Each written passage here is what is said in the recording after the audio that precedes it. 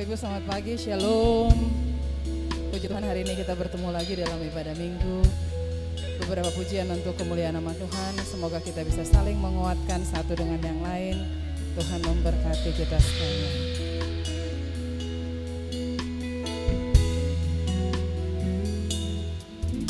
Ketika ku hadapi kehidupan ini, jalan mana yang harus ku pilih? Ku tahu ku tak mampu, ku tahu ku tak sanggup. Hanya Kau Tuhan tempat jawabanku. Aku pun tahu ku tak pernah sendiri, sebab Engkau Allah yang menggendongku. Tangan-Mu membelaiku, cinta-Mu memuaskanku. Kau mengangkatku ke tempat yang tinggi. Janji-Mu seperti fajar pagi hari,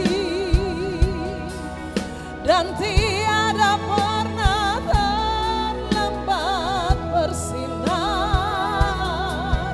Cinta-Mu seperti sungai yang mengalir, dan ku tahu betapa dalam kasih-Mu.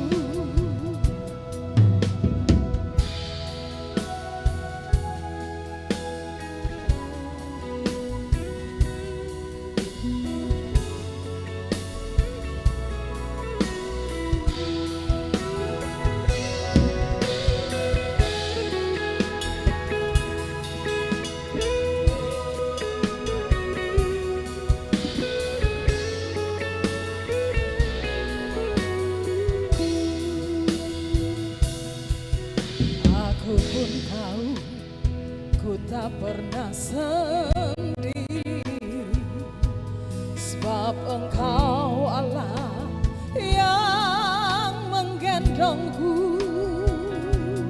Tangan-Mu membelaiku, cinta-Mu menguaskanku. Kau mengangkatku ke tempat yang tinggi. Janji-Mu seperti fajar pagi hari, dan tiada pernah terlambat bersinar. Cinta-Mu seperti sungai yang mengalir, dan ku tahu betapa dalam kasih-Mu. Janji-Mu seperti fajar pagi hari, dan tiada pernah terlambat bersinar. Cinta-Mu seperti sungai yang mengalir, dan ku tahu betapa dalam kasih-Mu. Dan ku tahu betapa dalam kasih-Mu. Dan ku tahu betapa dalam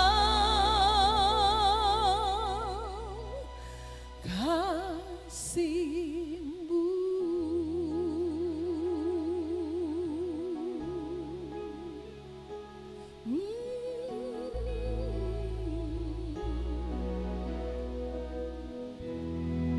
Terima kasih, Tuhan memberkati.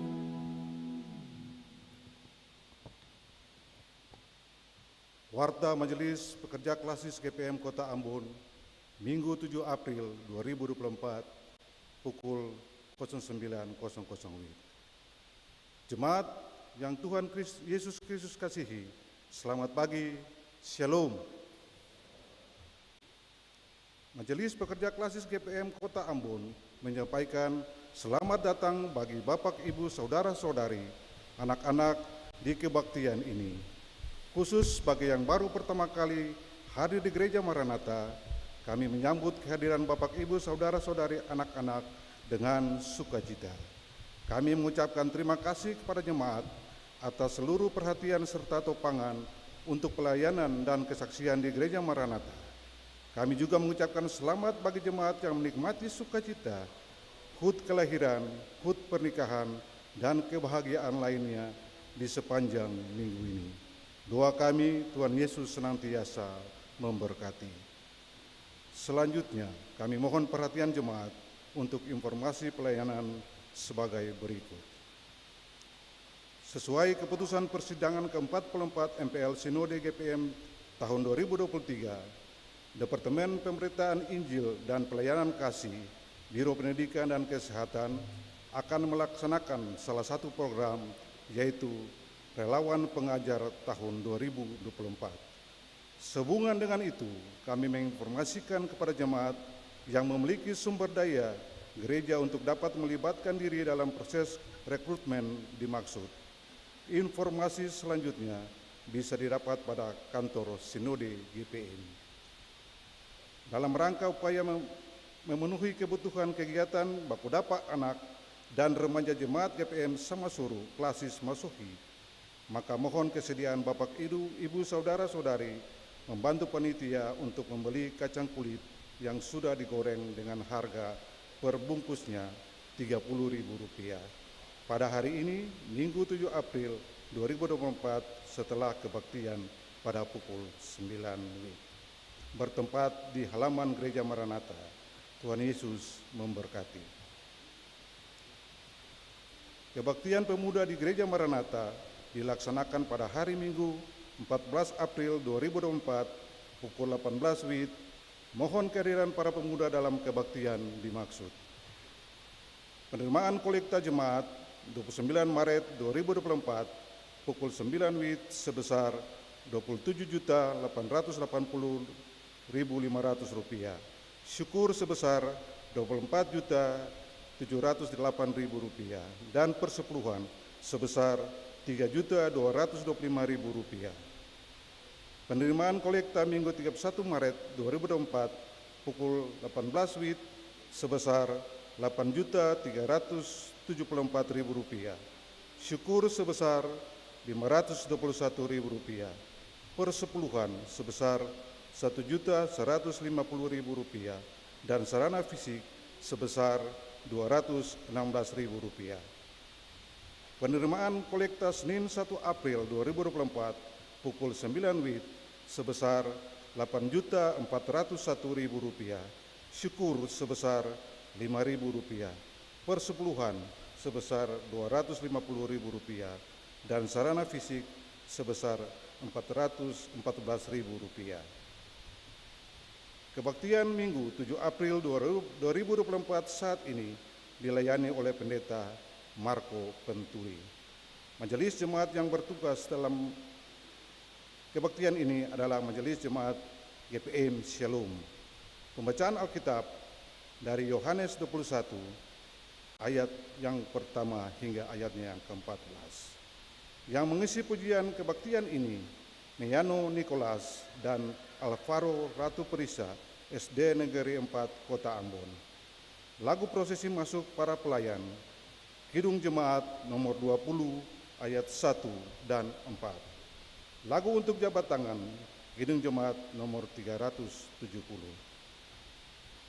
Setelah kebaktian akan dilakukan jabat tangan dengan para pelayan di pintu keluar. Karena itu, mohon jemaat menunggu para pelayan mengambil posisi di pintu keluar, baru jemaat menyusul. Demikian warta Majelis Pekerja Klasis Kota Ambon. Atas perhatiannya, kami mengucapkan terima kasih. Selamat memaknai persekutuan dengan Tuhan dan sesama di kebaktian ini. Tuhan Yesus memberkati. Shalom. Ambon, 7 April 2024. Majelis Pekerja Klasis KPM Kota Ambon. Pendeta R.A. Rikumahu MTH Ketua, Pendeta M. Takaria MSI Sekretaris.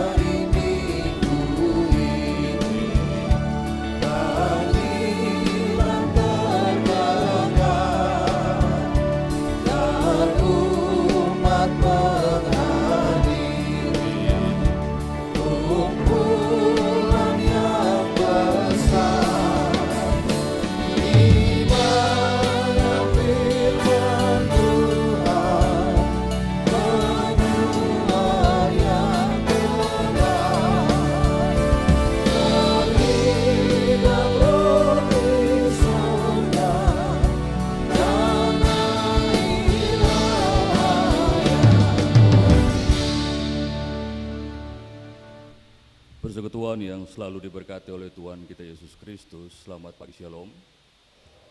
Mari kita mempersiapkan hati serta diri kita untuk kita mengalami perjumpaan dengan Tuhan melalui kebaktian di saat ini.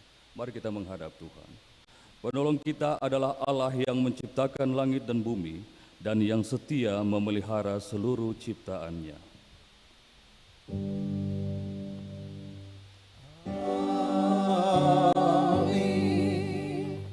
Kasih karunia dan damai sejahtera dari Tuhan Yesus Kristus menyertai jemaat. Nas pembimbing kita terambil dari 1 Korintus 15 ayatnya yang ke-17. Dan jika Kristus tidak dibangkitkan, maka sia-sialah kepercayaan kamu dan kamu masih bisa hidup di dalam dosamu.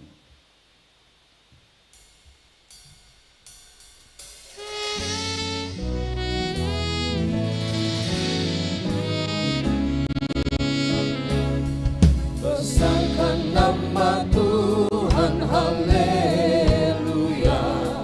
Kasih-Nya tak berkurang, haleluya.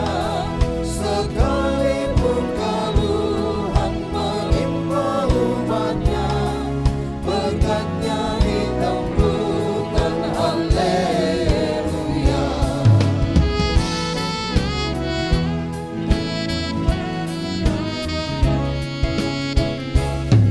Besarkan nama Tuhan, haleluya. Di dunia serukan kemuliaan-Nya, janji-Nya dikukuhkan demi manusia. Besarkan nama Tuhan, haleluya.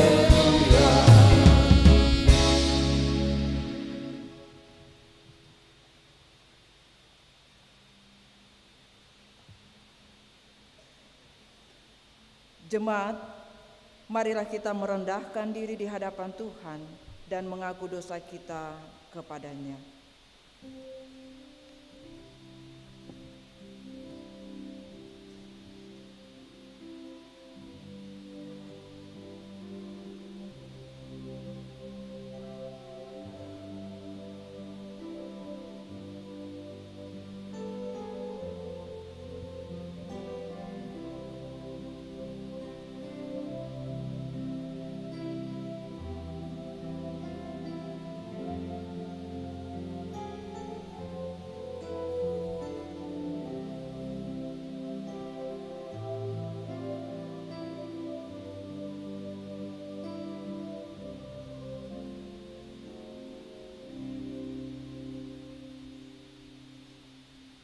Ya Allah, sebagai manusia yang terbatas, kami mengaku bahwa kami sering tidak setia melakukan apa yang Engkau kehendaki.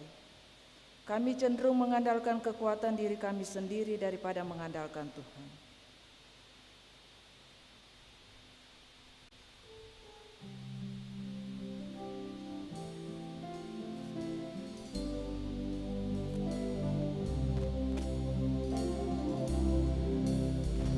Meski tak layak diriku, tetapi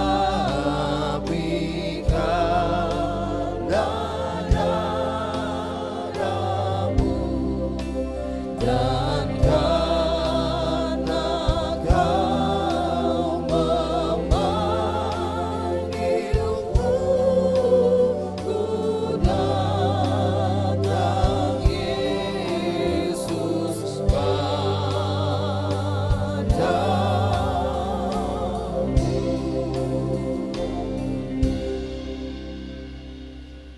Ya Allah, kami sering lalai akan tanggung jawab terhadap lingkungan, penebangan hutan secara liar, laut, air, dan udara dicemarkan, sehingga pemanasan global dan bencana alam terjadi di mana-mana.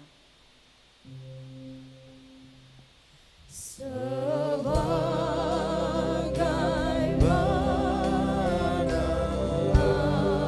adanya, jiwaku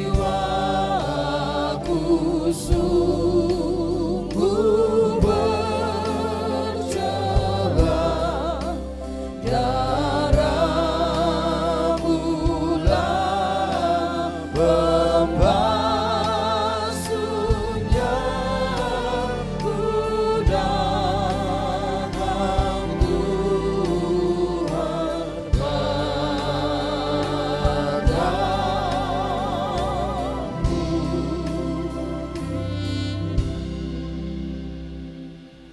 Ya Allah, kami lebih suka mementingkan diri, suku, kelompok, bahkan agama sendiri dan mengabaikan yang lain. Hubungan dengan Tuhan, sesama dan alam ciptaan sering terabaikan. Terombang ambing berteluh, gentar di kancah gemeluh. Ya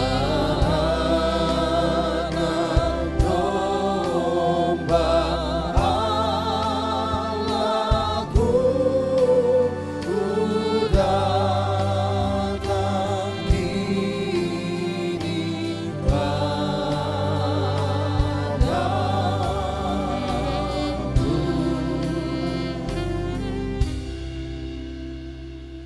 Kasihanilah kami ya Allah menurut kasih setiamu. Hapuskanlah pelanggaran kami menurut rahmat-Mu yang besar. Bersihkanlah kami seluruhnya dari kesalahan dan tahirkanlah kami dari dosa. Sebagaimana janji-Mu, menyambut dan membasuhku. Ya anak domba yang kudus, ku datang ini padamu.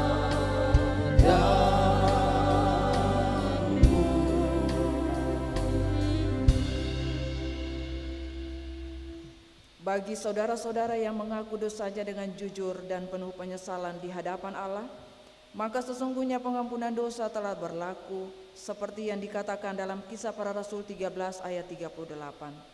Jadi ketahuilah saudara-saudara, oleh karena Dialah maka diberitakan kepada kamu pengampunan dosa.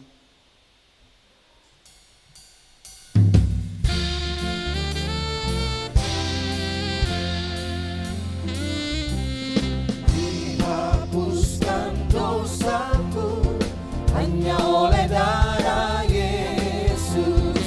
Aku pulih dan sembuh hanya oleh darah Yesus.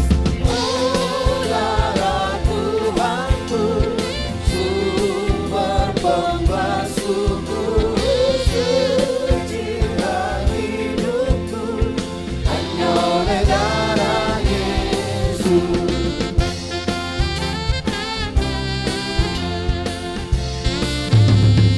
Pengampunan dosaku hanya oleh darah Yesus.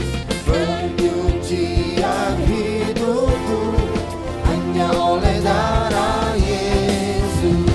Oh, darah Tuhanku, sumber pembasuhku, sucilah hidupku hanya oleh darah Yesus.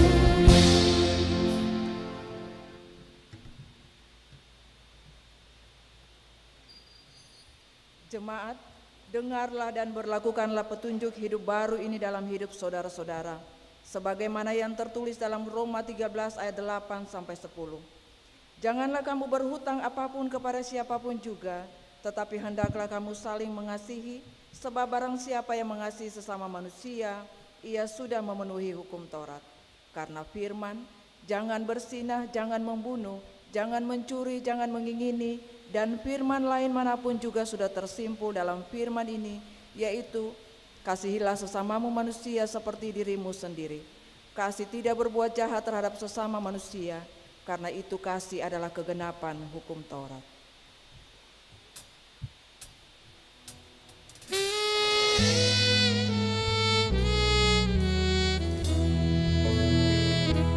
Ya Yesus terkasih, Engkau Tuhanku. Ku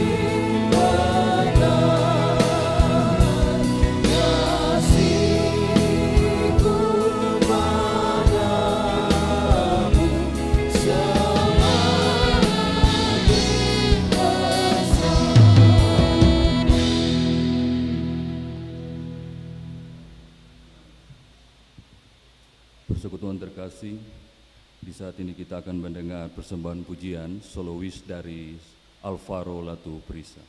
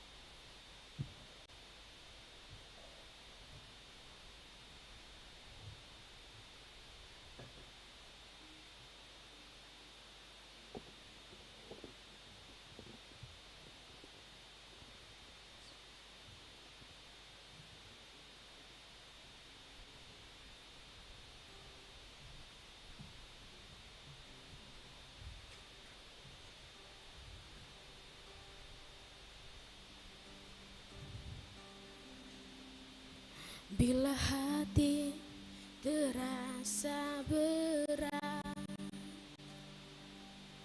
tak seorang pun pedulikan aku. Ku tanya, Yesus, apa yang harus ku buat? Dia berfirman, mari datanglah.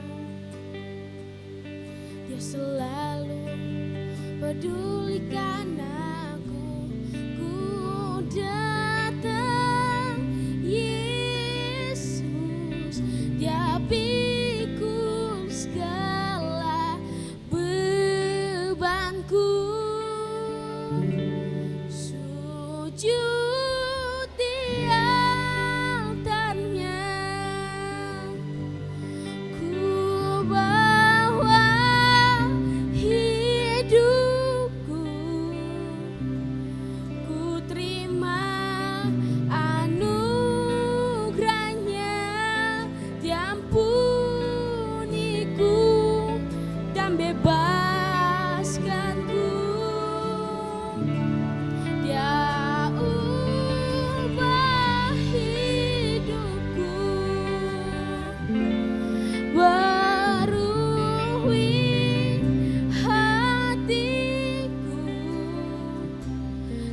sesuatu kan terjadi saat datang Dia tanya.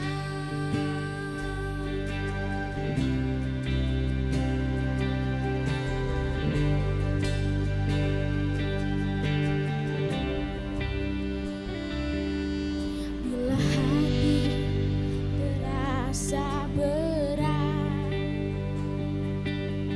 tak seorang pun pedulikan aku. Ku tanya, Yesus, apa yang harus ku buat? Dia berfirman, mari datanglah.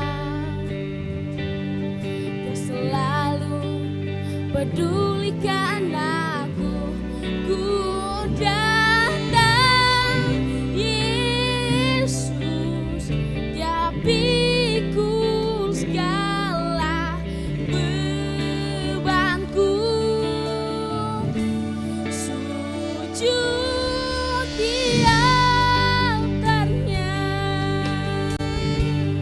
Ku bawa diriku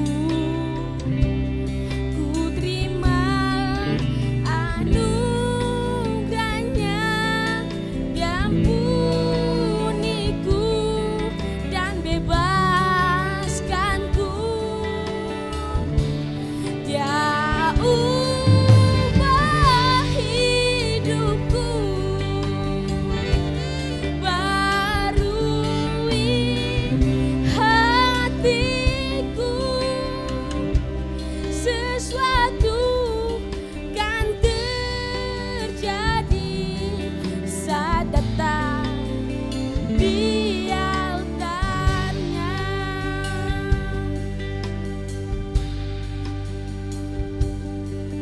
Dia berfirman, mari datanglah. Dia selalu pedulikan aku, ku datang. Yesus, Dia pikul segala bebanku. Sujud di altarnya, ku bawa diriku, ku terima anugerahnya, yang pulihku dan bebaskanku. Ya ubah hidupku, barui hatiku, sesuatu kan terjadi saat datang di altarnya.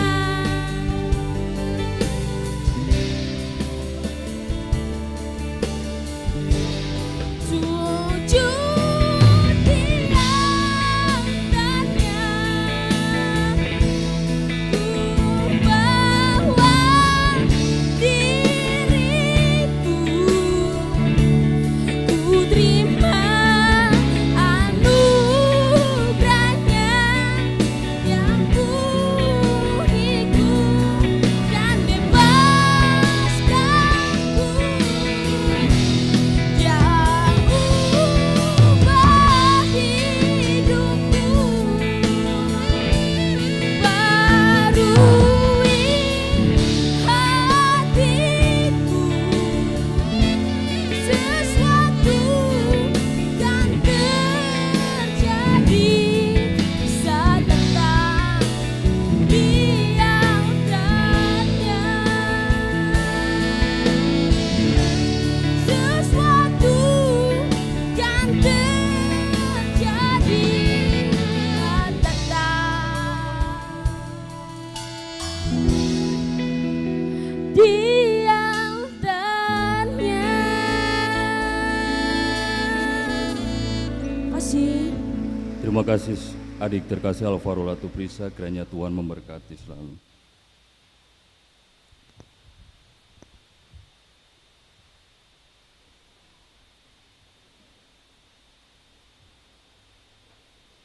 Jemaat yang diberkati Tuhan, di pagi ini kita akan membaca Alkitab. Pembacaan Alkitab terambil dari kitab Yohanes 21 ayat 1 hingga ayatnya yang ke-14. Yohanes 21 ayat 1 hingga ayatnya yang ke-14, namun mendasari pembacaan dan pemberitaan firman Tuhan di pagi ini, mari kita berdoa. Ya Tuhan, mampukanlah kami dengan Roh Kudus, agar kami dapat membaca Alkitab, memahami dan melaksanakan kehendak-Mu melalui pemberitaan firman. Amin.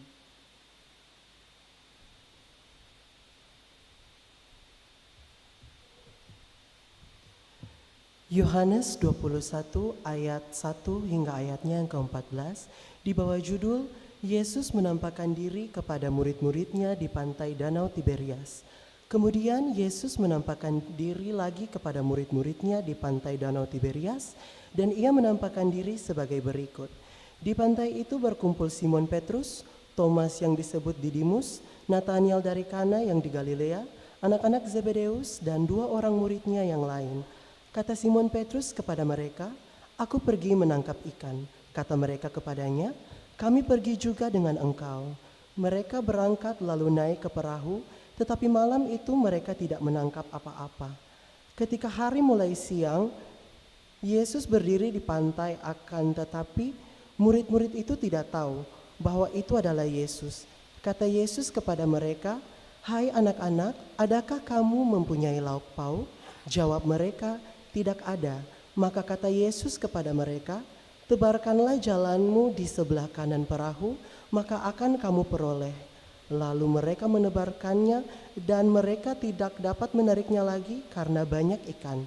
Maka murid yang dikasihi Yesus itu berkata kepada Petrus, Itu Tuhan." Ketika Petrus mendengar bahwa itu adalah Tuhan, maka ia mengenakan pakaiannya sebab ia tidak berpakaian, lalu terjun di dalam danau.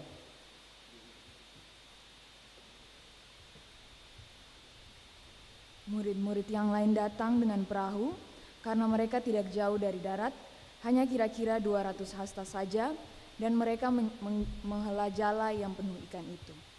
Ketika mereka tiba di darat, mereka melihat api, arang, dan di atasnya ikan dan roti. Kata Yesus kepada mereka, "Bawalah beberapa ikan yang baru kamu tangkap itu." Simon Petrus naik ke perahu, lalu menghela jala itu ke darat, penuh ikan-ikan besar, 153 ekor banyaknya, dan sungguh pun sebanyak itu, jala itu tidak koyak. Kata Yesus kepada mereka, "Marilah dan sarapanlah." Tidak ada di antara murid-murid itu yang berani bertanya kepadanya, "Siapakah engkau?" Sebab mereka tahu bahwa ia adalah Tuhan. Yesus maju ke depan, mengambil roti dan memberikannya kepada mereka, demikian juga ikan itu. Itulah ketiga kalinya Yesus menampakkan diri kepada murid-muridnya sesudah ia bangkit dari antara orang mati. Demikianlah firman Tuhan.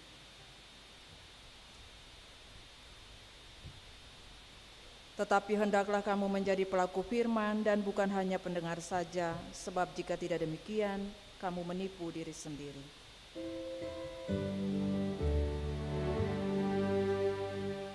Haleluya, haleluya, haleluya.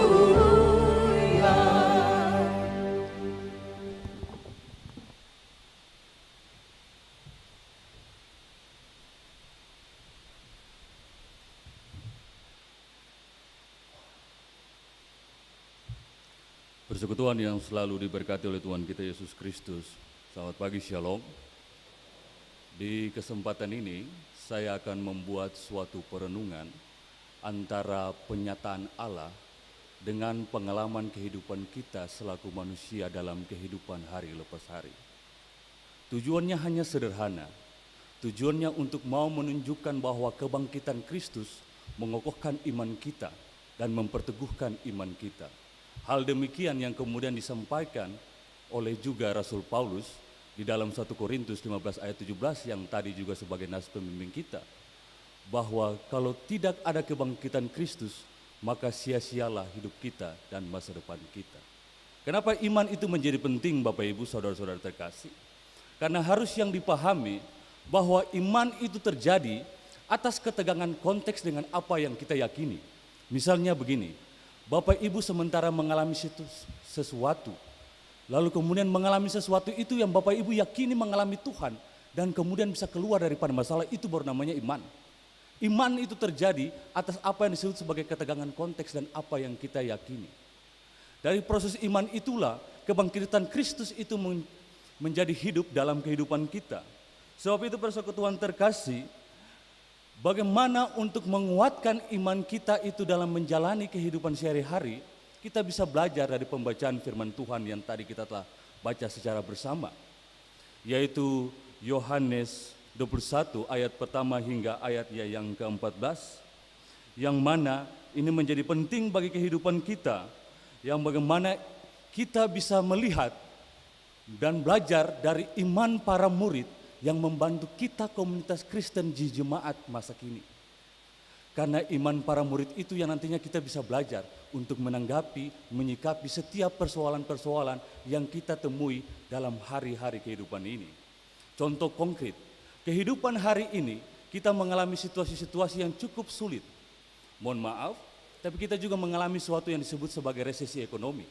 Hari ini harga peningkatan di mana-mana. Hari ini juga harga beras kian naik. Kita juga mengalami apa yang disebut sebagai uang pendidikan daripada anak-anak yang juga sudah mahal.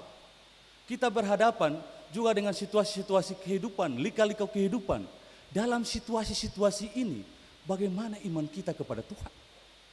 Bagaimana Kristus penampakan itu yang kemudian ditunjukkan kepada murid, yang kemudian kita bisa imani. Dari sinilah kita kemudian bisa belajar dari apa yang dialami oleh para murid dan juga ditulis secara rinci oleh Yohanes di dalam 21 ayat 1 hingga 14 ini. Dengan demikian Bapak Ibu, situasi yang kita alami maupun tantangan yang kita hadapi, hal-hal yang tersebut hendaknya iman kita tidak perlu untuk kemudian dia menyusut. Tetapi hal-hal yang demikian harus bisa membuat iman kita itu menjadi kokoh. Karena Kristus yang telah bangkit itu sebagai sumber hidup kita. Dan atas dasar itulah kita berpengharapan terhadap Kristus itu. Hal inilah yang kemudian sejalan dengan tema mingguan kita yang menyebutkan bahwa jangan ragu. Kristus yang bangkit memberikan kecukupan. Dengan demikian tema ini menjadi aksentuasi atau penekanan Bapak Ibu untuk bagaimana kita bisa mendalami nas daripada Yohanes 21 ayat pertama hingga ayatnya yang ke-14. Berdasarkan firman Tuhan menurut Yohanes 21 ayat 1 hingga ayatnya yang ke-14, Yohanes hendak mau menggambarkan situasi bagaimana penampakan Kristus. Jadi penampakan Kristus di dalam Yohanes 21 ini merupakan penampakan Kristus yang ketiga kali. Pertama itu di Yerusalem tanpa Thomas, yang kedua di Yerusalem ada Thomas, dan yang ketiga itu merupakan penampakan Kristus yang kemudian terjadi di Danau Tiberias, yaitu di Galilea. Dalam hal itulah kemudian kita bisa melihat bagaimana tiga rangkaian peristiwa penampakan itu yang pada artinya itu juga ada makna bagi kehidupan komunitas Kristen masa kini. Untuk memahami penampakan Tuhan Yesus Kristus yang ketiga kalinya, kita bisa lihat pada ayat yang pertama hingga ayatnya yang ketiga. Ayat yang pertama hingga ayat yang ketiga itu memperlihatkan kepada kita bahwa penampakan Kristus ini juga itu terjadi di tepi Danau Tiberias, yaitu di Galilea yang tadi disebutkan. Bahwa di Danau Tiberias ini bukan hanya ada Galilea, tapi juga ada dua kampung yang disebut sebagai kampung Kapernaum dan juga kampung Betsaida. Jadi dua kampung yang hidup di dekat pesisir danau ini, mereka mencukupi hidup mereka dengan cara mengambil ikan dari sumber daya laut yang ada di Danau Tiberias itu. Sebab itu, pertanyaan yang sederhana yang kemudian bisa kita ajukan bahwa kenapa mereka harus di Danau Galilea? Karena ketika penampakan Kristus, Kristus menyuruh mereka untuk pergi ke Galilea untuk mengalami penampakan dengan Yesus Kristus yang telah bangkit itu sendiri. Saudara-saudara terkasih, bahwa penampakan Kristus di Danau Tiberias ini ternyata tidak dihadiri oleh 12 murid Yesus, tetapi cuma hanya 7 murid Yesus. 7 murid Yesus itu, diantaranya itu Simon Petrus, Yohanes itu sendiri, maupun Nathanael, maupun anak-anak dari Zebedeus, maupun juga dengan dua murid daripada Tuhan Yesus Kristus. Dan dari situ mereka kemudian berjumpa dengan Kristus di Danau Tiberias itu. Tetapi di dalam proses sebelum mengalami perjumpaan itu, mereka kemudian sebagaimana profesi sebelumnya mereka itu adalah penjala ikan sebelum menjadi penjala manusia. Artinya mereka berkemungkinan untuk melakukan profesi itu secara kembali ulang. Dan sebab itu Simon Petrus yang merupakan bisa disebutkan sebagai pemimpin, memimpin mereka untuk pergi mencari ikan di laut. Dan pada waktu itu ia berkata, aku ingin pergi menangkap ikan di laut.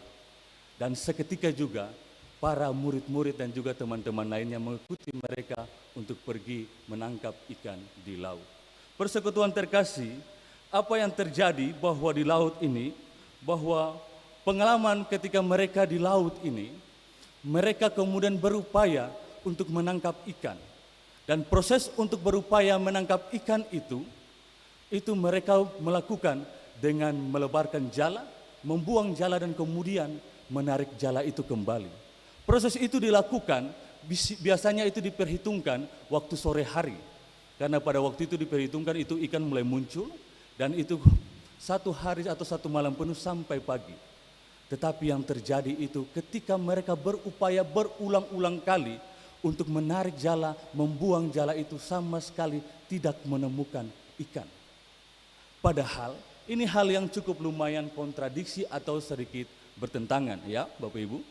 Karena para murid ini kan penjala ikan. Dan mereka itu juga mempunyai profesi yaitu nelayan. Dan kalau nelayan, mereka juga mempunyai kecakapan untuk tahu ikan-ikan itu di mana. Mereka juga tahu untuk kemudian Danau Tiberias itu tempat-tempat yang ikan yang baik-baik itu sebelah mana. Tetapi toh mereka sama sekali tidak bisa menemukan hal itu. Kondisi ini yang membuat mereka frustasi. Mereka dipikiran, mereka depresi. Mereka kemudian mengalami situasi psikis kebatinan yang buat mereka kecewa. Dan situasi ini yang kemudian mereka alami hingga bagaimana yang kita bisa lihat bahwa di dalam ayatnya yang 4 ke 5 atau yang telah siang atau fajar mulai menyingsing, Yesus hadir dan berdiri serta menyampaikan kepada mereka bahwa apakah kalian sudah mendapatkan lauk pauk? Sebelum Yesus juga menyampaikan hal itu, mereka sama sekali tidak bisa mengenal Yesus. Hal ini juga diakibatkan karena jarak mereka yang kira-kira itu 200 hasta. Jadi Bapak Ibu 200 hasta ini kalau diukurkan di dalam sentimeter itu 1 hasta itu 45 sentimeter. Jadi kalau 45 kali 25 itu berarti 9.000. Dikonversi menjadi meter berarti 90 meter. Jadi itu otomatis jarak antara perahu dan juga tepi Danau Tiberias itu lumayan agak jauh. Dan biasanya di pagi hari itu ada kabut. Jadi mereka tidak bisa selalu untuk melihat jarak pandang, melihat orang yang sana. Pada akhirnya mereka tidak mengenali Kristus yang hadir di tepi Danau Tiberias itu. Ketika mereka tidak mengenal Kristus yang tidak hadir di tepi Danau Tiberias itu, hal yang menarik yang kemudian yang terjadi adalah bahwa ketika mereka tidak mendapatkan ikan, Kristus langsung menjelaskan kepada mereka untuk bagaimana jala itu jangan hanya dibuang di sebelah kiri atau mengandalkan ini, tapi harus jala itu dibuang di sebelah kanan. Persekutuan terkasih, daripada yang Kristus menanyakan mereka bahwa apakah sudah ada lauk pauk atau belum, yang kemudian diartikan apakah sudah ada ikan atau belum, hal tersebut mau menjelaskan bahwa ternyata Kristus mengetahui bahwa mereka itu juga mengalami kekurangan. Dan sebab itu manusia yang terbatas akan kekurangan itu butuh Kristus sebagai kesempurnaan untuk menutupi hidupnya. Dari hal ini mau menjelaskan bahwa firman Tuhan ini membantu kita bahwa usaha atau pekerjaan yang di luar Tuhan tidak akan menghasilkan apapun. Dan itu adalah makna teologi yang kita harus bisa sadar dan kita maknai. Jadi hidup ini jangan andalkan kuat dan kehebatan manusia Bapak Ibu. Hidup ini hanya tergantung berkat besar yang datang dari Tuhan. Dan kalau melakukan segala sesuatu di luar daripada apa yang Tuhan kehendaki, maka usaha itu akan menjadi sia-sia. Sebab itulah Kristus hadir dan untuk mau menjelaskan dalam kehadirannya Tuhan menyempurnakan karya yang kita lakukan. Dan itu yang ia bicarakan di dalam ayatnya 6 hingga ayat yang ke-8 bahwa tebarkanlah jalamu sebelah kanan perahumu maka kamu akan memperoleh. Perintah ini merupakan perintah penugasan untuk kembali dilakukan kepada para murid-murid. Karena apa Bapak Ibu? Kalau kita mengikuti minggu-minggu sengsara, para murid ini melakukan penyangkalan dan pengkhianatan terhadap Kristus. Mereka menyambut dan mengelukan dia sebagai Raja Mesias. Tetapi di baliknya itu mereka mengkhianati. Mereka kemudian membangkangi. Bahkan mereka kemudian tidak menghargai ia. Dan proses penugasan yang ia suruh untuk pergi menabur jala ini merupakan penugasan untuk pengabaran pemberitaan Injil. Bagaimana Kristus kembali memberikan kepercayaan kepada para murid yang mana suka membangkangi atau mengkhianati Kristus itu sendiri. Dan itu juga bagaimana kita juga berefleksi terkait dengan hal itu. Kristus yang rela menderita. Kematian Kristus itu merupakan simbolisasi daripada Kristus merasakan penderitaan dengan kita sebagai umat manusia. Sebab itu ia ingin meringankan penderitaan manusia, dan panggilan sebagai orang beriman harus turut juga meringankan penderitaan manusia. Dan ketika Kristus sudah memberikan nyawanya, kita dengan semena-mena membelakangi bahkan mengkhianati Kristus itu sendiri. Bahkan menjual Tuhan itu juga. Dan ketika dia bangkit, dia kemudian tidak mengindahkan kita atau membatasi jarak, tetapi ia memberikan penugasan dan memberikan rasa kepercayaan. Ibaratnya seperti yang tadi ia sebutkan untuk memberikan jala itu. Hal ini mau menjelaskan kepada kita bahwa ketika para murid menyadari akan hal itu, mereka kemudian mulai taat dan mulai melakukan perintah Tuhan. Dan ketika taat melakukan perintah Tuhan itulah yang artinya kemudian mereka mendapatkan ikan yang cukup banyak. Prosesnya mendapatkan ikan yang cukup banyak ini ketika mereka belum mengenali Kristus. Yohanes ketika itu mulai tersadar.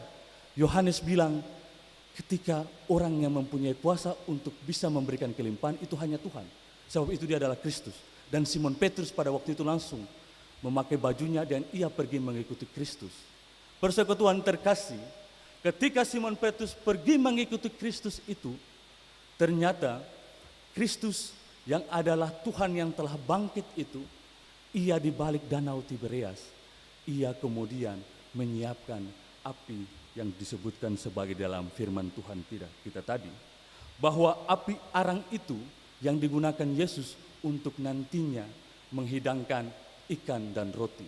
Persekutuan terkasih, ternyata api arang ini dia mempunyai makna simbolik, bahwa makna simboliknya itu bahwa Yesus Kristus itu kan adalah Tuhan, tetapi ia kemudian merendahkan diri, ia seperti pelayan hamba, kemudian membuat api arang itu.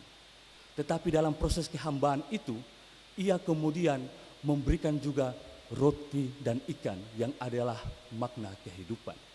Tetapi di balik itu juga persekutuan terkasih, bahwa api arang ini juga berkaitan dengan peristiwa yang ada dalam Yohanes 18 ayat 17 hingga ayatnya yang ke-18. Yang mana pada waktu itu di Yohanes 18, 17 hingga 18 ini mau menjelaskan mengenai penyangkalan Simon Petrus. Karena pada waktu Simon Petrus menyangkal Kristus, pada saat itu juga para tentara Romawi kemudian membakar api arang itu yang kemudian bisa menghangatkan tubuh mereka ketika terpapar hawa dingin. Dan itu merupakan proses pemulihan yang dilakukan oleh Kristus. Bapak Ibu membayangkan bagaimana Tuhan yang Maha Kuasa itu merendahkan diri, kemudian menjadi hamba, melayani manusia, melayani para murid yang telah melakukan pengkhianatan di balik apa yang ia lakukan kepada kita. Sebab itu persekutuan yang terkasih, di balik apa yang tadi kita telah baca dan kita sudah dengar secara bersama, bahwa kebangkitan Yesus, Tuhan Yesus, yang kemudian para murid dipanggil menjadi penjala ini, sebelumnya ketika para murid dipanggil menjadi penjala itu kan mereka punya jala itu koyak sebelum peristiwa kebangkitan Kristus. Tetapi setelah kebangkitan Kristus, jala itu sama sekali tidak koyak persekutuan terkasih. Sebab itu yang perlu diketahui juga bahwa jala yang tidak koyak ini menunjukkan kepada pemeliharaan Tuhan. Itu yang disebut sebagai providensia. Itu bentuk pemeliharaan Tuhan terhadap umat manusia. Karena hal itu ia tidak koyak, jaraknya itu tidak koyak dan berkatnya itu kemudian bisa terurai. Tetapi ada pemeliharaan Tuhan melalui kelimpahannya yang ia berikan kepada manusia. Dalam hal ini murid-murid yang kemudian ia sampaikan. Pemeliharaan Tuhan itu yang perlu juga kita pahami bahwa jala itu bukan hanya sebagai tugas perutusan untuk mencari jiwa. Kita kan berpikir bahwa proses menjala manusia itu adalah proses untuk mencari jiwa-jiwa. Betul toh Bapak Ibu toh? Tapi sebenarnya ketika kita lihat lebih jauh mengenai jala ini juga bukan hanya sebagai panggilan pemuritan untuk mencari jiwa-jiwa, tetapi jala ini juga merupakan pemuritan yang tidak hanya melayani melalui altar, akan tetapi melayani melalui sebuah ajakan untuk melawan ketidakadilan dan membawa kabar baik kepada mereka yang tertindas. Kenapa hal demikian? Karena dulu elit-elit Romawi itu mengklaim Danau Tiberias itu untuk kepentingan bisnis. Sehingga orang-orang lokal pada waktu itu mau mengambil ikan juga agak sulit. Dan Kristus kemudian menggunakan metafora jala sebagai karya pembebasan terhadap mereka yang tertindas dan mereka yang dimiskinkan.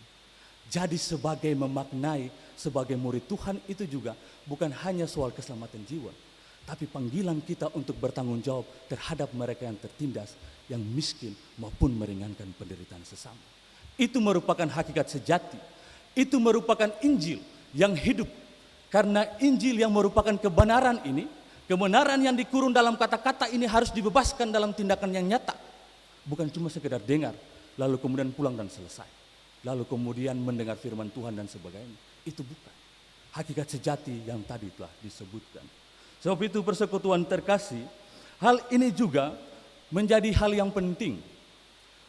Karena para murid mereka itu adalah penjala, dan kemudian dulu itu ikan adalah simbol daripada komunitas Kristen rahasia. Karena pada waktu itu di bawah bayang-bayang tentara Romawi, dan mereka lumayan untuk tertindas. Sebab itu misalnya dalam stola kita, ini tidak ada lambang seperti ikan atau iktus itu merupakan simbol daripada komunitas Kristen rahasia perdana. Tetapi iktus atau ikan itu juga merupakan rasa sepenanggungan sebagai solidaritas bersama. Beta membayangkan bahwa dalam konteks masa kini, jemaat komunitas Kristen masa kini melihat pemaknaan mengenai ikan yang sumber daya laut itu sebagai strategi ekonomi politik, yang bagaimana melihat laut itu sebagai sentra ekonomi baru yang bisa menghidupkan. Dalam kaitan dengan itu, makanya kita juga sebagai orang Kristen harus memuliakan laut. Melalui apa? Melestarikan, melindungi, dan juga saling mengarifkan. Itu merupakan tugas panggilan kita, yang bagaimana juga panggilan untuk merawat keutuhan ciptaan. Dan kalau memuliakan laut, maka laut juga akan membantu kita. Karena gini, di dalam tradisi orang Romawi, orang Yahudi, bahwa ada hubungan harmonis antara Tuhan, alam, dan juga para murid. Tuhan mencontohkan bahwa ketika mereka mencari-cari ikan, mereka tidak dapat.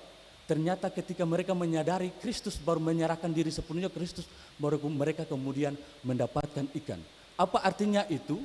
Artinya bahwa hubungan yang harmonis dengan Tuhan itu syarat mutlak baru bisa mendapatkan berkat. Tanpa itu kemudian tidak bisa didapat. Dan ini yang kemudian yang kita perlu sadari dalam persekutuan kehidupan kita hari ini.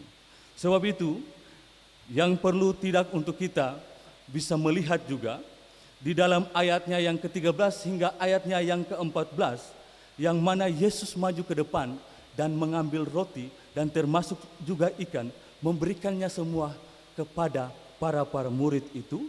Hal ini mau menunjukkan bahwa ternyata yang Yesus lakukan itu bukan hanya sebatas rutinitas untuk makan saja, tetapi itu juga merupakan sarana perjamuan yang dilakukan dengan para murid untuk memulihkan pengkhianatan yang kemudian dialami, yang dilakukan oleh mereka kepada Yesus Kristus. Tuhan itu juga melayani mereka dengan menyediakan sarapan pagi persekutuan terkasih, sebagaimana yang tadi diperlihatkan dalam pembacaan kita. Ini mau menjelaskan bahwa Tuhan itu juga memperhatikan dan menjamin terpenuhinya segala kebutuhan kita oleh miliknya. Hal ini mengingatkan kita Bapak Ibu bahwa misalnya dalam doa Bapa kami kita, yaitu berilah kami pada hari ini makanan kami yang secukupnya. Itu terjemahan Lembaga Alkitab Indonesia. Tapi kalau terjemahan aslinya itu berilah roti pada kami sehari-hari. Artinya apa? Tuhan pelihara kita itu bukan tahun per tahun, bulan per bulan, minggu per minggu, tapi Tuhan pelihara kita itu hari per hari. Sebab itu jangan khawatir akan kebangkitan Kristus, karena Ia mampu menyelamatkan kita dari segala macam bentuk kesulitan. Dari firman Tuhan ini ada 3 hal yang kemudian menjadi pesan untuk kita selaku para komunitas Kristen di masa kini, yaitu perjumpaan para murid dengan Tuhan di pesisir danau sebagai tempat ruang perjumpaan yang harmonis hal tersebut juga mau menjelaskan bahwa Tuhan ditemukan bisa di mana saja. Di keseharian kita, di dalam kehidupan kita, di dalam pekerjaan kita, maupun dalam menggapai cita kita. Dalam hal itu, rasakanlah kebaikan Allah, maka hidup kita akan diberkati. Hal yang kedua, bagi para murid untuk mau mendapatkan ikan, yang tadi saya telah sebutkan, bahwa mereka juga harus mempunyai hubungan yang harmonis dengan Tuhan, baru bisa mendapatkan berkat. Itu artinya segala sesuatu yang kita upayakan, kita kerjakan, usaha apapun itu, tanpa memperoleh berkat dari Tuhan dan tanpa melibatkan kehadiran Tuhan, maka sia-sialah. Atas dasar itu kita perlu untuk menaruh hidup kita kepada Tuhan. Kita ini kadang berbeda, kita bilang kita percaya Tuhan, tapi hal itu berbeda terbalik dengan tindakan kita. Beda untuk bagaimana percaya Tuhan dengan mempercayakan hidup kepada Tuhan. Mempercayai hidup kepada Tuhan itu menaruh hidup sepenuhnya kepada Tuhan. Dan kemudian percaya bahwa Tuhan memampukan kita dalam melewati situasi-situasi yang sulit. Dan hal yang ketiga, Bapak Ibu, bahwa Tuhan itu tahu setiap beban yang kita alami dan dalam pergumulan kita. Dalam kondisi yang kita hadapi yang susah bahkan berkekurangan itu, persekutuan terkasih, itu ibarat seperti Tuhan yang bertanya kepada para murid bahwa apakah kalian sudah mendapatkan ikan atau lauk pauk? Hal tersebut merupakan respon dari Tuhan untuk mana Tuhan selalu siap sedia menolong kita dalam situasi apapun.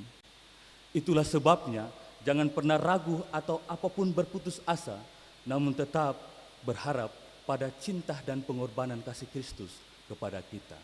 Untuk mengakhiri refleksi ini, beta akan mengakhirinya dengan salah satu ilustrasi yang mungkin membantu kita mengokohkan komitmen iman kita kepada Tuhan di tengah situasi sesulit apapun. Ilustrasi ini dimulai pada abad 19, di mana ketika abad 19 itu mulai dimunculkannya yaitu karya-karya pemberitaan Injil. Dan karya-karya pemberitaan Injil itu dimulai dari Eropa. Dan mereka melakukan karya pemberitaan Injil itu, mereka pergi ke benua Asia Timur, ataupun juga dan mereka menemukan salah satu benua yang disebut sebagai India. Mereka melakukan pemberitaan Injil di India. Dan ketika melakukan pemberitaan Injil di India, mereka coba melakukan pemberitaan Injil terhadap salah satu suku yang namanya suku Asam. Persekutuan terkasih, ternyata pemberitaan Injil di suku Asam ini tidaklah susah, tidaklah mudah. Dan ketika mereka coba untuk melakukan pemberitaan Injil itu, mereka ditolak, bahkan ada juga para misionaris yang dibunuh. Tetapi kabar baiknya bahwa ketika melakukan pemberitaan Injil itu, ada satu keluarga yang menerima Kristus dengan sukarela, bukan paksaan. Dan ketika menerima Kristus, keluarga itu, kepala keluarganya bernama Noksen. Ketika ia menerima Kristus, beritanya mulai tersebar di mana-mana. Ketika tersebar di mana-mana, kepala suku kemudian mendengar. Dan kepala suku panggil dan adili. Ia bersama istri dan kedua anaknya diikat di salah satu pohon. Dan kemudian proses adili pun dimulai. Kepala suku bertanya kepada Noksen, Noksen, apakah kamu tetap mengikuti Kristusmu itu? Dan kamu mau mempertahankan tradisi kita? Bapak Ibu tahu apa yang kemudian Noksen itu jawab? Noksen cuma jawab begini, Kristus di depanku, dunia di belakang. Dan seketika itu juga kepala suku katakan, jika itu yang engkau pertahankan, maka hari ini aku akan membunuh istrimu. Dan pada saat itu juga istrinya dibunuh. Kepala suku juga bertanya kepada ia, Noksen, kamu masih mempertahankan Kristusmu itu atau ikut kita?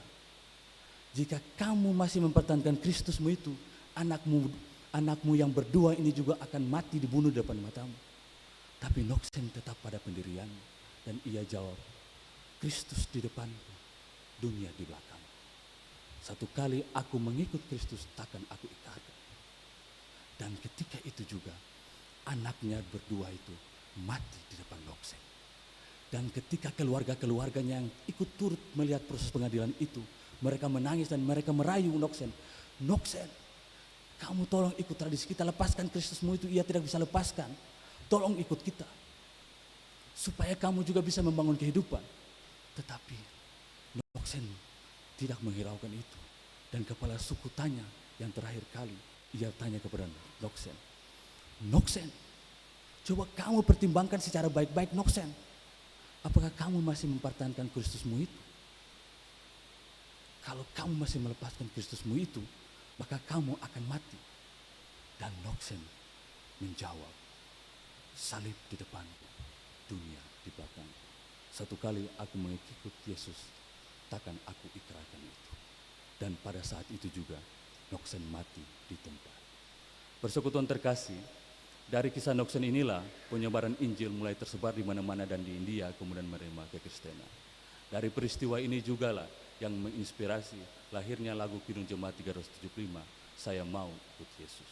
Untuk mengakhiri ini, saya meminta daripada Bapak Ibu untuk kita sama-sama menyanyi Saya Mau Ikut Yesus. Dengan menghayatinya, kita menutup mata. Apakah kita sudah benar-benar komitmen untuk mengikut Kristus, ataukah sebaliknya kita melakukan pengkhianatan dalam pekerjaan kita, dalam hidup kita, dalam keluarga kita, dalam sebagai papa, mama, maupun juga sebagai anak-anak yang membohongi orang tua. Mari kita sama-sama menyanyi.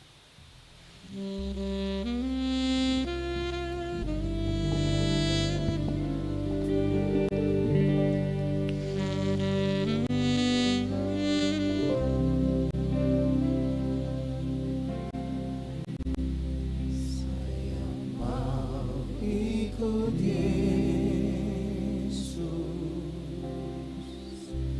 saya mau ikut Yesus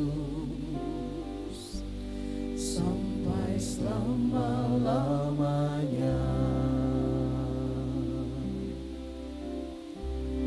Meskipun saya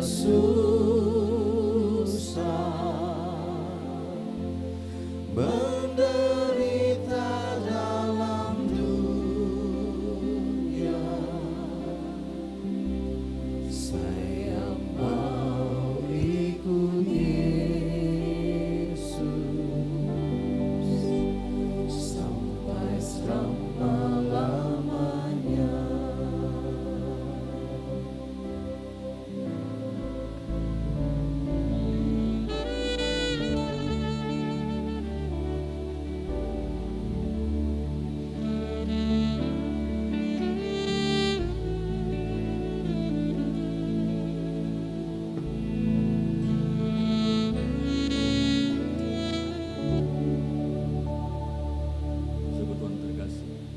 Jangan ragu, ingatlah salib di depanku dan dunia di belakang. Tuhan menguatkan dan memelihara Bapak Ibu selalu. Amin.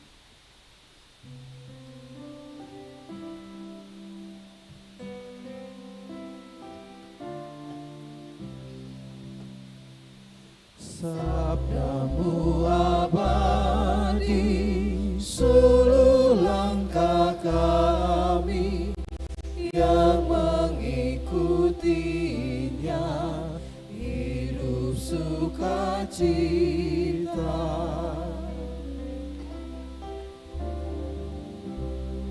Sabdamu semua harta tak terduga, sungguh memberkati yang membuka hati.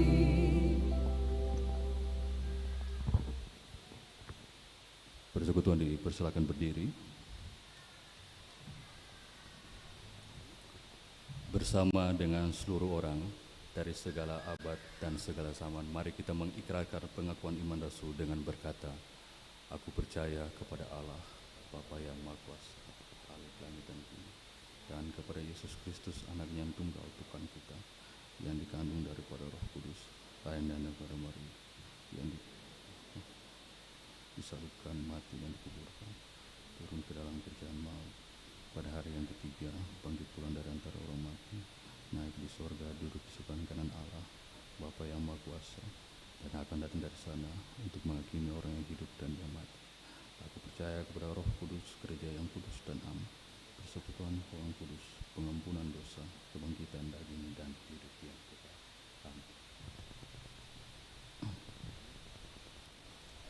Kita akan mendengar persembahan pujian dari Paduan Ukulele SD Negeri Kota Ambon.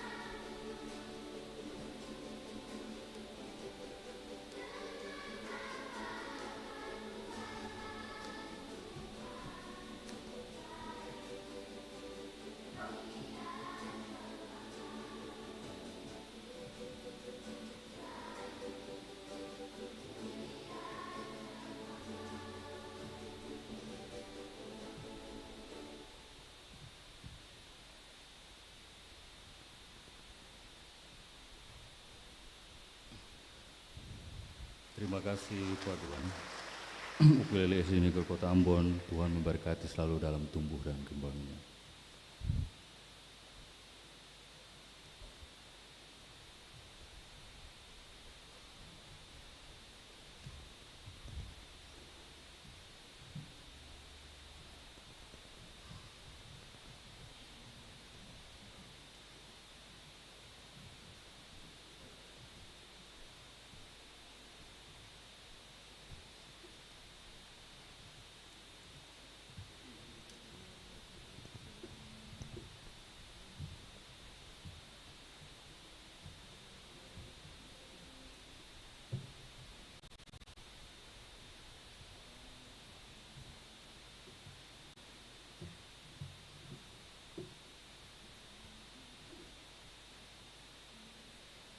Tuhan telah mengaruniakan kepada kita hidup dan berbagai berkat yang menopang hidup kita.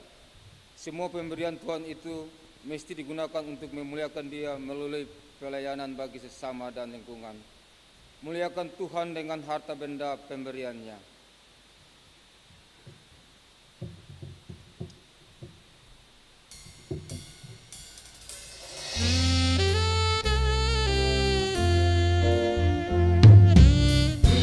Beri persembahan pada Tuhanku sambil puji Yesus Juru Selamatku.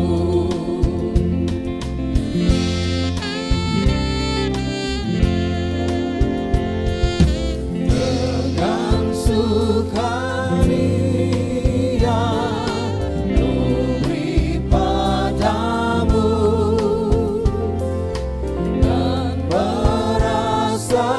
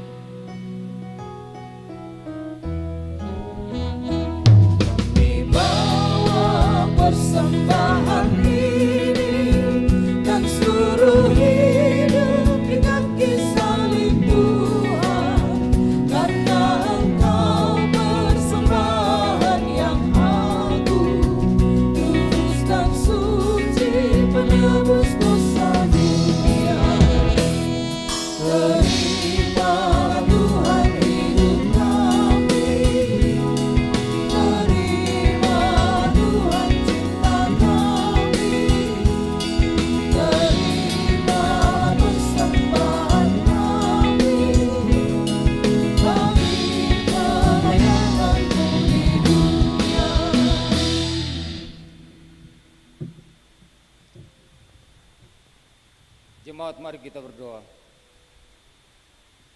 Ya Allah pengasih, terimalah persembahan syukur jemaat ini dan berkatilah untuk menjadi alat pelayanan demi kemuliaan nama-Mu. Amin.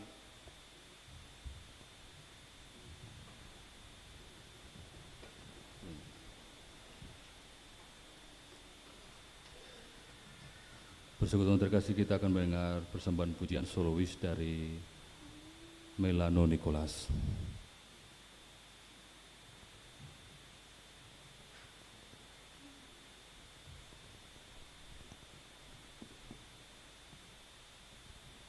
Selamat pagi jemaat, selamat hari Minggu. Semoga pujian yang kita bawakan ini boleh selalu menjadi pengingat bahwa dalam setiap ataupun pergumulan hidup, sesulit apapun ataupun keadaan saat ini, kita masih selalu punya pengharapan. Amin.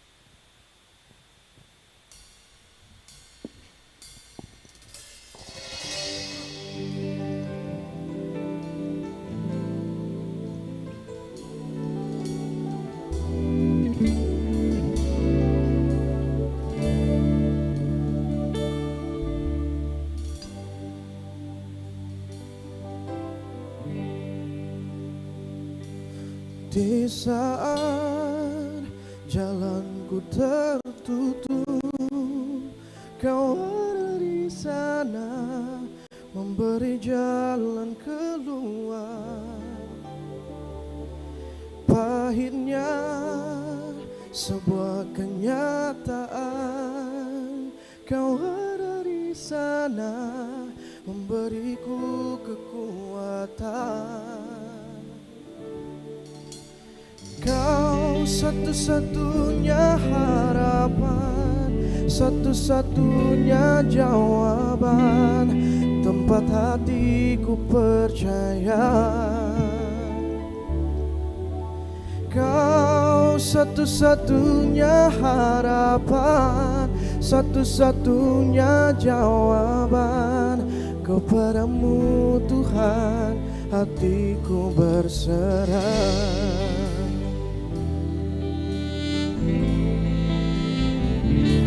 Di saat jalanku tertutup, Kau ada di sana memberi jalan keluar. Pahitnya sebuah kenyataan, Kau ada di sana memberiku kekuatan. Kau satu-satunya harapan, satu-satunya jawaban, tempat hatiku percaya. Kau satu-satunya harapan, satu-satunya jawaban, kepadamu Tuhan hatiku berserah.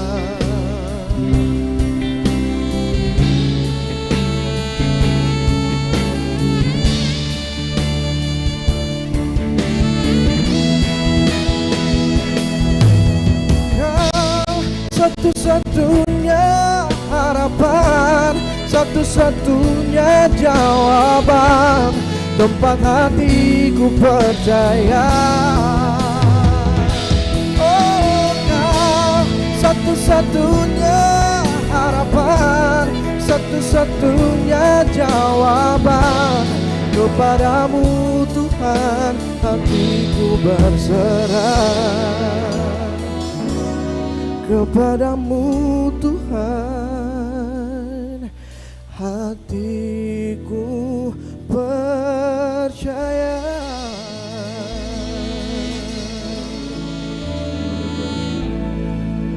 Nicholas, Tuhan memberkati selalu.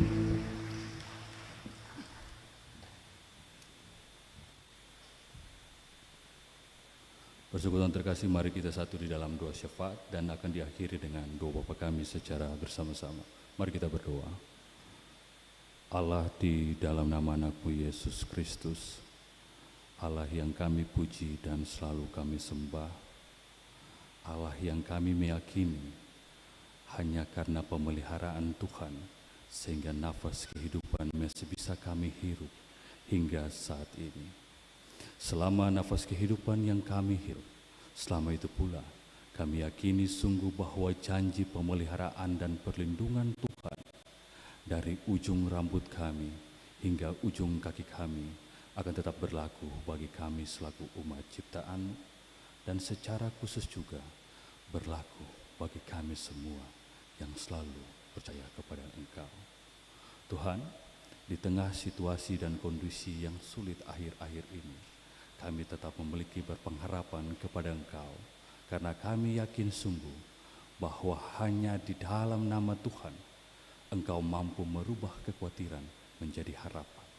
Sebab itu Tuhan, berikanlah kami Roh Kudus untuk kami memiliki ketenangan agar bisa menerima hal-hal yang tidak bisa kami ubah.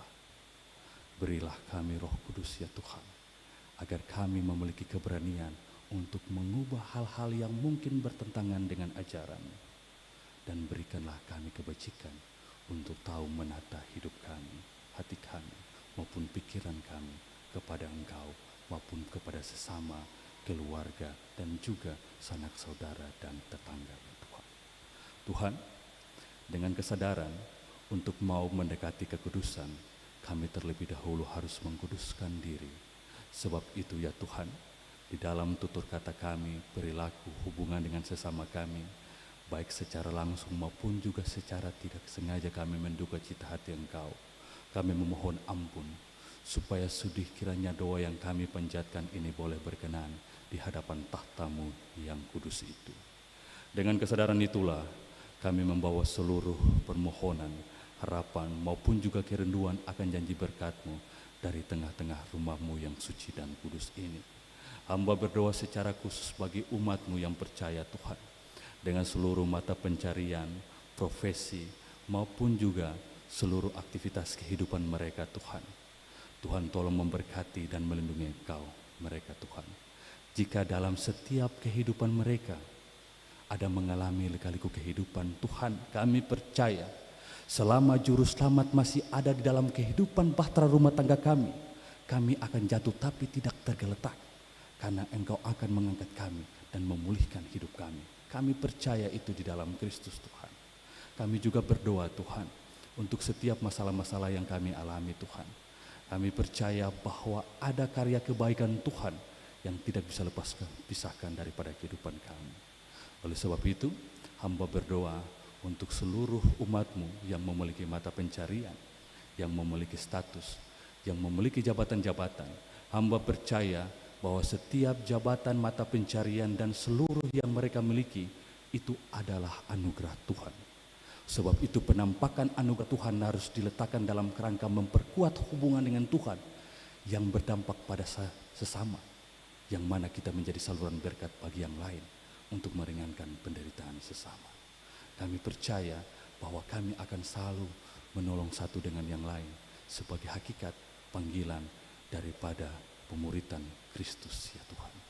Kami juga berdoa Tuhan untuk seluruh umat-Mu yang Engkau kasihi dan cintai, dan kami juga mengasihi Engkau yang mungkin ada dalam proses-proses untuk mencari lapangan pekerjaan ataupun juga yang membuka usaha-usaha dan peluang-peluang. Kami berdoa Tuhan supaya kiranya Engkau memberkati, memelihara, supaya pemeliharaan Tuhan itu boleh terjadi atas kehidupan mereka dengan segala apa yang mereka upayakan. Kami percaya dalam Kristus juga jika kita menempatkan Kristus sebagai utama, maka hidup kita, apa yang kita lakukan tidak akan sia-sia. Kami juga berdoa untuk seluruh proses pendidikan yang ada, yang digeluti oleh umat-Mu Tuhan ini Tuhan. Apapun yang mereka lakoni, baik itu dari jenjang pendidikan dasar hingga perguruan tinggi maupun juga yang ada dalam tahapan-tahapan, baik itu disertasi, tesis maupun skripsi maupun juga yang ada dalam proses lembaga-lembaga formal sekolah, Engkau tolong yakini pada kami bahwa hari ini pendidikan itu bukan lagi sebuah pilihan, tetapi kewajiban untuk bagaimana bisa bersaing dalam perubahan dunia yang terus berputar secara cepat ini. Kami percaya bahwa pendidikan adalah salah satu alternatif pengembangan sumber daya manusia untuk bisa mengatasi kemiskinan, yang mana juga kami percaya Tuhan bahwa dari sumber daya manusia itu mampu membawa perubahan di jemaat dan masyarakat maupun juga di lingkungan ini Tuhan. Kami berdoa untuk pemerintah, baik dari tingkat nasional hingga di provinsi dan juga kabupaten kota Madia, untuk seluruh yang mereka kerjakan, kiranya mereka selalu memaknai keterpanggilan sebagai wakil Allah di bumi dalam mengerjakan karya keselamatan dalam bentuk pengentasan kemiskinan, pengembangan sumber daya manusia, penguatan ekonomi lokal maupun juga dalam menjaga krisis-krisis lingkungan hidup yang sementara melanda. Kami berdoa untuk mereka selalu menampilkan wajah Tuhan yang tidak kelihatan menjadi kelihatan di dalam program-program kerja mereka. Kami juga berdoa untuk gereja ini, baik dari tingkat sinode maupun juga klasis dan jemaat-jemaat, supaya mereka selalu diberkati dan menjadi alat perpanjangan Tuhan, secara khusus juga dengan klasis Kota Ambon ini. Kami berdoa juga ya Tuhan, untuk refleksi firman Tuhan yang telah kami dengar dan kami juga sudah bagaimana memaknainya. Kiranya kecintaan untuk sabdamu yang membebaskan itu bisa kami lakukan di dalam kehidupan kami hari lepas hari. Dan kami juga berdoa untuk persembahan syukur kami. Kami percaya persembahan syukur dan natsar-natsar pergumulan maupun juga persepuluhan mungkin kami berikan. Kami percaya itu merupakan pemberian daripada berkat yang Engkau berikan dan kami memberi kepada Engkau pula. Karena memberi itu sama saja dengan memulangkan. Dan kami yakini ketika kami memberi dengan murah hati, kami tidak mengikatkan diri kepada uang atau benda. Karena jika kami mengikatkan diri kepada uang, maka itu merupakan tindakan pembohongan terhadap Tuhan. Dan kami tidak akan mengalami berkat. Sebab itu, Engkau tolong memberkati setiap rumah tangga kami, lumbung-lumbung kami, supaya kami selalu paling tidak berkecukupan dari hari lepas hari. Pemeliharaan Tuhan boleh terjadi bagi kami. Berdoa juga untuk tim multimedia, kantoria, maupun juga dengan pengiring, baik itu dari drum band, saxophone, keyboardis dan sebagainya, maupun juga yang turut terlibat dalam liturgi ini Tuhan, perayaan ibadah, kiranya Engkau memberkati menjadi perpanjangan tangan Tuhan, supaya mereka selalu setia dan karya kemuliaan Tuhan yang ditampilkan bukan untuk mencari pujian yang semata. Kami berdoa hanya di dalam nama anakmu Yesus Kristus, dan akan kami akhiri dengan doa Bapa kami yang diucapkan secara bersama-sama. Bapa kami yang di sorga, dikuduskanlah namamu, datanglah kerajaan-Mu, jadilah kehendak-Mu di bumi dan di sorga. Berilah kami pada hari ini makanan kami yang secukupnya, dan ampunilah kami akan kesalahan kami, seperti kami juga mengampuni orang yang bersalah kepada kami. Dan jangan bawa kami ke dalam pencobaan, tetapi lepaskanlah kami daripada yang jahat. Karena Engkau yang punya kerjaan dan kuasa dan kemuliaan sampai selama-lamanya. Amin. Persekutuan dipersilakan berdiri.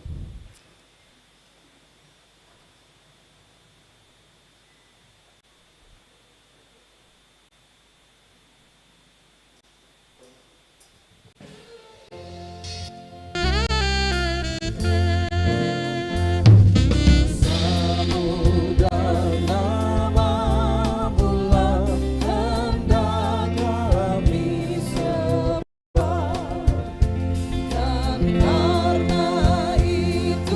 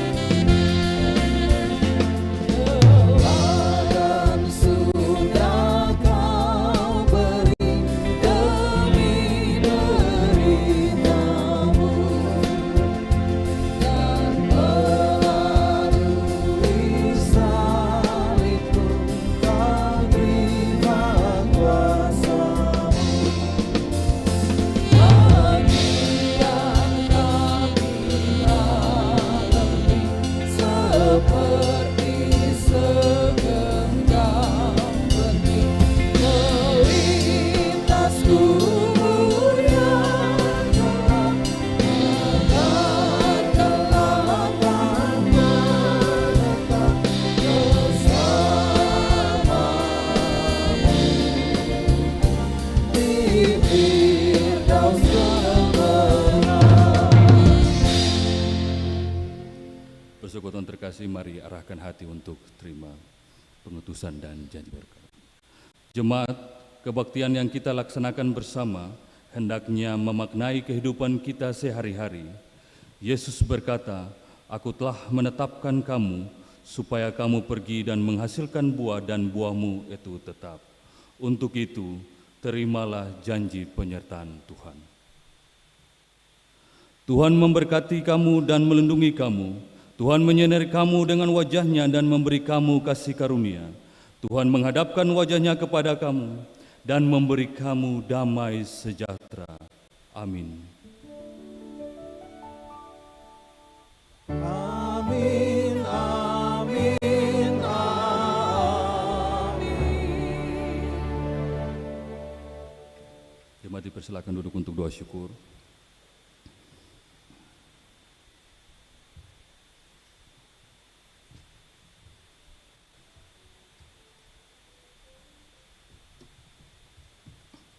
Doa syukur kita selesai. Selamat pagi, selamat hari Minggu, dan Tuhan memberkati kita sekalian. Shalom.